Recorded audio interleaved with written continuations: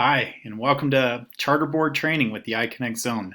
I'm Andy Franco. I'm the iConnect Zone leader in District 49. Today's session is titled Mission, Vision, and Board Membership. In this session, participants will learn about the Charter Board's responsibility to promote the mission and vision of the school. In addition, participants will review board officer responsibilities, board member conduct, and the structures and responsibilities of the Charter Board. Following the presentation, we have some assignments for submission, and we will talk about those when we arrive. So let's first talk about the role of the Charter School Board. First and foremost, the role of the Charter School Board is to set the mission and vision of the school. Secondly, we're going to talk about the financial stewardship aspect of your responsibilities. Third, policy making. Fourth, ambassador to the community. Fifth, accountability. And finally, we're going to talk about the board officers and the responsibilities of those officers. So let's get started with the mission and vision. The questions that you should be asking are really focused around what do you want to be as a school? As you develop your strategies and you're developing your thoughts and missions around who you want to be and what you want to be as a school, you really need to be thinking about a strategic plan. And the strategic plan is something that guides the appropriate work for the board and establishes the conduct between the board and the school administration. This is something that needs to be reviewed regularly. We'll talk a little bit more about that as well. Next, we want to really focus on goal setting. We want to make sure that the board is well aware of the different aspirations that the school has and how they're going to serve their community and how they're going to serve their students and families well. Every year, there should be an aspect of goal setting that takes place, and this is really led by the board and then directed to the administration. Next, fidelity to core principles, the school type, and other key functions outlined or as updated in your charter application. The charter application is something that is often forgotten as schools progress and get older, but it's something that especially new board members should really go back and review from time to time. The application is the foundation for the charter contract, and in the application there are requirements set forth in the Charter School Act, including the mission and vision statement of the school. So this is really the living document, or the document that is to promote what the school is aspiring to be and how you're going to get there. It's something that should be reviewed. Fulfilling the highest aspirations of the school's founders is really important as you're considering the mission and vision of the school as well. So the original application was submitted by the founders of the charter, and those folks had an idea of how they wanted to conduct business and serve the community in a way that either was different or in autonomy to the school district that they operate in. So this is something that you really want to make sure you understand as a board member, is how are you as a board member going to fulfill the highest aspirations of the school's founders. The last question that really should be considered when you're thinking about the mission and vision of the school is, when your school is at its best, what will that mean for the students, families, faculty, and community? So when you're operating at your highest level of ability and efficiencies, what does that mean for your families and the people that you're serving? Take some time to think about that and discuss that with your board. Make sure that you're on the same page and that you're avoiding what we would call mission drift. Oftentimes as schools mature and as new board members come on, new ideas come about and innovation can take over. And oftentimes that can lead to some successes, but overall it can lead to a drift from the original mission of who you're planning to serve and how you're planning to do that. So in summation, when you're considering the mission and vision of your school, make sure that you first start with the charter application and understand what the founders of the school really intended for your mission and vision to be. It's written right in there. Review that often. Consider those mission and vision statements as the core elements for your strategic plan. And as you're thoughtfully considering what your goals are, develop your strategic plan around your goals so that you can fulfill your mission and vision with avoiding mission and vision drift. Let's talk a little bit about financial stewardship. The board is responsible for adopting an annual budget. And in so doing, you are ensuring financial fidelity of the school. So oftentimes where boards can find themselves in a bit of trouble is that they want to control the budget. They want to really operate the budget. That's the role of the school administration. Your role as a school board member is to consider the aspects of the budget that are being presented by your administration, questioning those things to ensure efficiency, to ensure sustainability and viability, and then making a decision as a board to approve the budget so that your administration can carry that out. So your oversight responsibilities as far as finances are concerned include things like signing checks, especially if you're the treasurer of the board or you're an assigned check signer. Oftentimes this is designated to the president and to the treasurer. Your obligation includes reviewing contracts. And what you're looking for in the review of contracts is first and foremost to ensure that there is no conflicts of interest and making sure that it is well within the boundaries of how you can spend public funds as an organization. Make sure that the parameters are clearly set for your school leader. The school leader is ultimately responsible for operating the school budget. There needs to be protocols in place for how the school leader should spend money, how they should communicate about spending money with the board, and how they should ensure that checks and balances are in place. So make sure that you have appropriate policies in place. Make sure that your accounts are set up so that your school leader has some authority over those accounts, but there's also checks and balances so that the board has complete transparency around finances as well. Conflicts of interest need to be managed and or avoided by the board.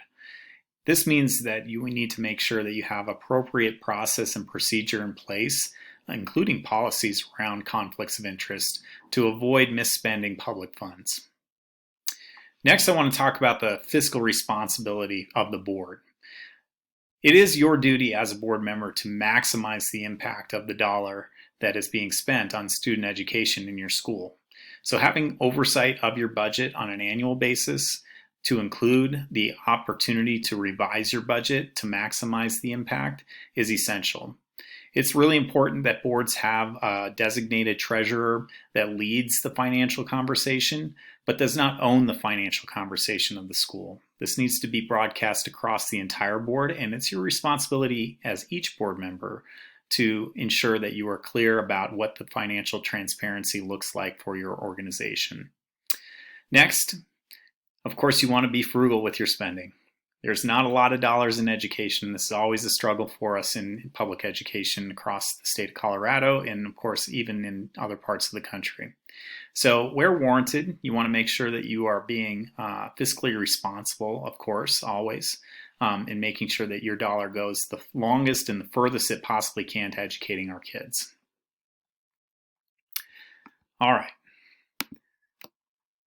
Next, I want to talk about policy making.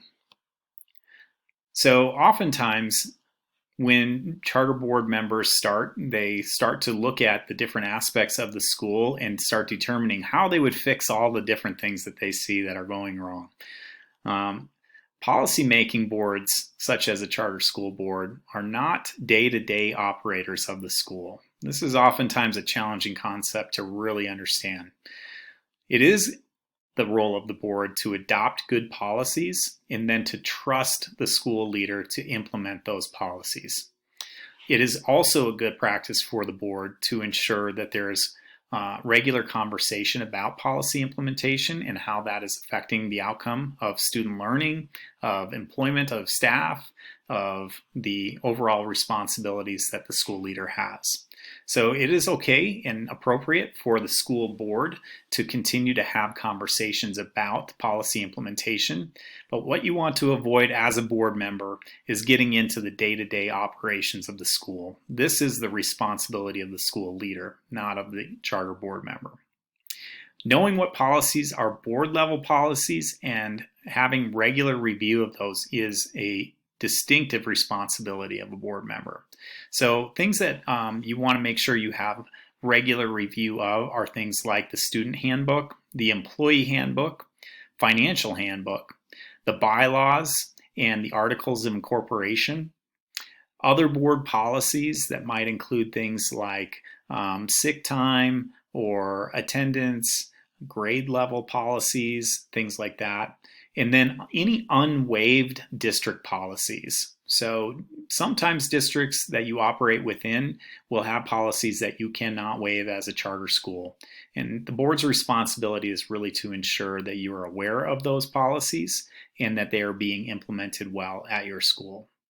I would recommend highly that on an annual basis, you take the time to consider each of these policies listed and to ensure that all board members have full understanding of what those policies mean and how they will be implemented by your school leadership. Next, let's talk about your responsibility to be an ambassador to your community. As a charter school board member, it is your responsibility to be a positive role model for those you represent. You really are representing the other families that attend the school. Never assume you can take off your hat. And what we mean by that is oftentimes board members will use the phrase in the parking lot or on the playground or in a community setting with another parent that they will take off their board member hat for a moment to express their opinion as a parent or member of the school community. That's really not possible as a board member. Once a board member, you are always representing the school, and you should do that in a positive fashion. As a board, you really need to have a public relations plan in place.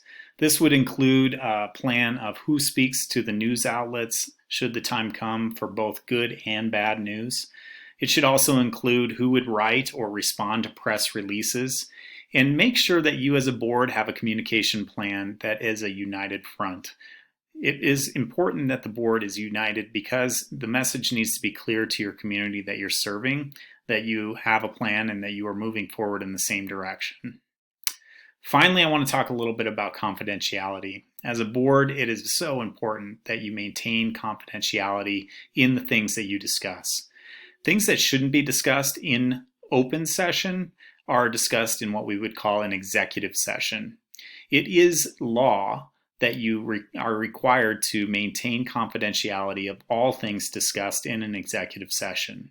What that means is that you as a board cannot take action in an executive session. It means that you can take the advice of your legal counsel or discuss personnel issues or student behavior issues in those sessions when applicable. But that does not mean that you can come out of the executive session and then start discussing those things openly. So it's really important to understand your role in the terms of confidentiality because you are dealing with a lot of different people, including employees and students and people that have protected rights. So make sure you are maintaining confidentiality as part of your fiduciary duties. Next, let's talk a little bit about board member accountability. It is the responsibility of the board to recruit and develop board members. So from time to time, you will find vacancies on your board, and it is your responsibility as a board to make sure that you have an appropriate process for onboarding new members. Oftentimes, this could look like an appointment or an election. Make sure that you're clear on what your process is for getting new board members in place, and then follow that process. Next, you are accountable for hiring and evaluating the school leader. This is an important job for the board, and you need to make sure that you are consistent with how you're doing that and that you are making sure that that is a fair and equitable process. This is something that I would advise that you take some time with your legal counsel to discuss and what your evaluation process looks like. I'd also recommend that you share your evaluation tool with your authorizer to ensure it meets requirements and compliance with your contract.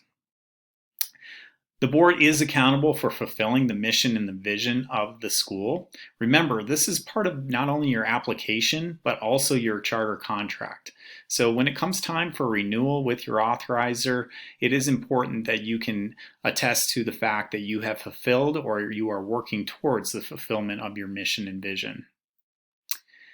Boards are accountable for the ongoing resolution of grievances and complaints at the school. You should have a grievance policy in place, and you should understand as a board member what that grievance policy entails.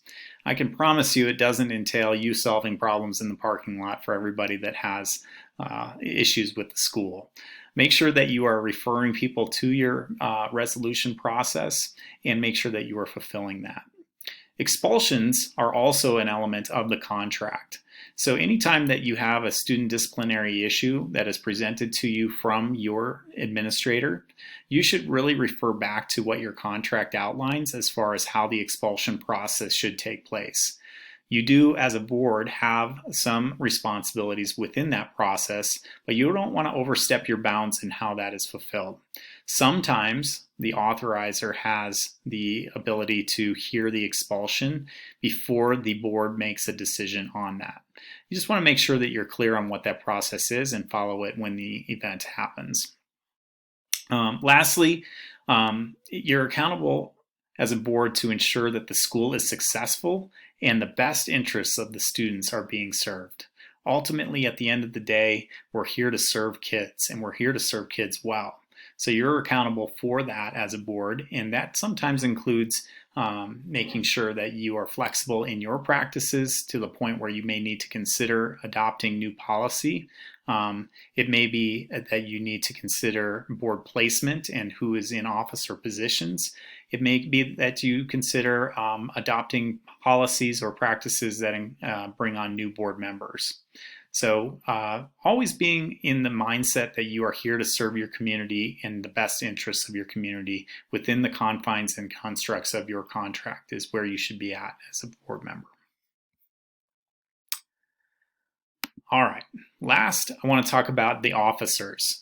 So boards should have officer positions, and your articles of incorporation should lead you in understanding on how those officers are really identified. Your bylaws included in your articles of incorporation should include language that describes what the roles for each officer position are, as well as how those officers are elected and how often you as a board consider those officer positions. So most often the officer positions are composed of the president, the vice president, the treasurer, and the secretary. The president runs the meetings. The president also sets the agenda for the meeting, and usually that is done in conjunction with the school leader. The president signs documents, in particular legal documents and or checks. And the president is the liaison oftentimes between the charter board and the authorizer, as well as the charter board and the families that you're representing. Next is the vice president. The vice president, of course, acts as directed in the absence of the president. So anytime that the president can't be at the meeting, the vice president would run the meeting. Anytime that the president is unable to perform his or her duties as the president, the vice president would step into that place and perform those duties. The board treasurer is the person who leads the finance committee. This might be the most important committee of the board in that it is the financial oversight group that provides the transparency around the operations of the school's budget.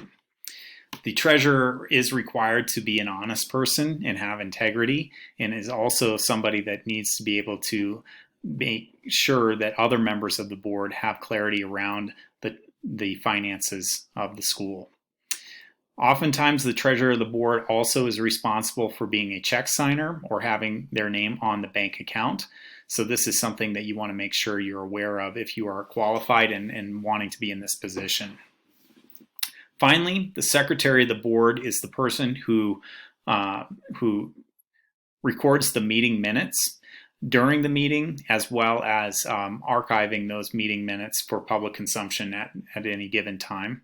and then maintains the records of the board. So anytime there is a resolution passed or there is any documentation that comes out of the public meeting, those records need to be maintained. The secretary is also responsible for posting the notices and the agendas for the meeting. This needs to be done 24 hours in advance of the meeting before any action can be taken at a meeting. All charter school board meetings are public meetings and they need to be posted as such. All right. So that's a lot of information that we've gone over today. And what I would like you to do is take some time to reflect on a few scenarios. Before I get into those scenarios in the assignment for this particular session, I do want to give a special thanks to Tim Farmer. Tim is a legal counsel with the Miller Farmer Law Firm. And Tim was responsible for putting a lot of this original content together for this session during our first charter board training that we conducted in person. So thanks, Tim. Really appreciate the work that you put in to allow us to have this content for the session that we're presenting today. So in conclusion, there are a few things we'd like you to wrap up the session by doing. First and foremost, the next 4 slides have different scenarios in them. I'd like you to read through each of those scenarios. The hypotheticals that are offered are things that have happened in real school settings and probably, maybe not to the detail that we're offering here, will happen in your setting as well. So consider each of those scenarios. Read through them, and then what I'd like you to do is actually I'd like you to discuss each of those scenarios with another board member from your team. Just have a great conversation about how you would handle the hypothetical situation should it happen to your board or to you as a person on the board. Focus your discussion on what your role will be and how you would handle that as a board member as well. Then I'd like you to pick one of those scenarios and provide a quick written statement about your response. That response will be submitted into our Schoology file for verification of completion of this particular session. So if you have any questions about how those scenarios should be handled or what you might consider and you'd like some feedback on that, please provide questions for any of the scenarios in your written response as well. The hypotheticals are included in each of the slides, and so you can read those at your leisure and submit your assignment when you are done. I really appreciate the time that we spent together today, and I hope you've learned a lot more about your roles and responsibility as a charter board member in fulfilling the mission and the vision of your school. Have a great day, and we'll look to see you in session 2. Hypothetical number 1. The board votes to hire a new principal. Board member A did not want to hire that principal and voted against it, but lost the vote. Board member A was upset and leaked confidential information about the principal obtained during an executive session to a local blogger. The blogger publicly disclosed the damaging information. The community is outraged and demands the termination of the new principal's employment. The board decides to terminate the new principal's employment. The principal sues the school for breaching confidentiality of the executive session. If board member A's actions are discovered, can board member A be held personally liable to the school for the damage caused?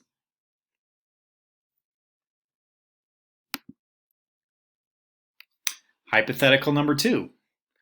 The board needs to print some back-to-school recruitment flyers. They bid out the work, and the lowest bidder will do the work for $2,000. Board member A speaks up during a board meeting and says she has a son who owns a print shop and that the son will do the work at cost for $500. Would contracting with the son's print shop create a conflict of interest?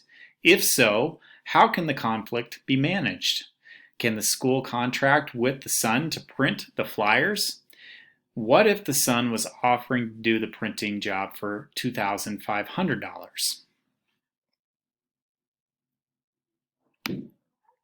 Hypothetical 3. The board treasurer is in need of $5,000 to purchase more inventory for his small business. He has a large check coming from a customer at the end of the week, but he doesn't want to wait. So he writes a check from the school's account to pay for the needed inventory.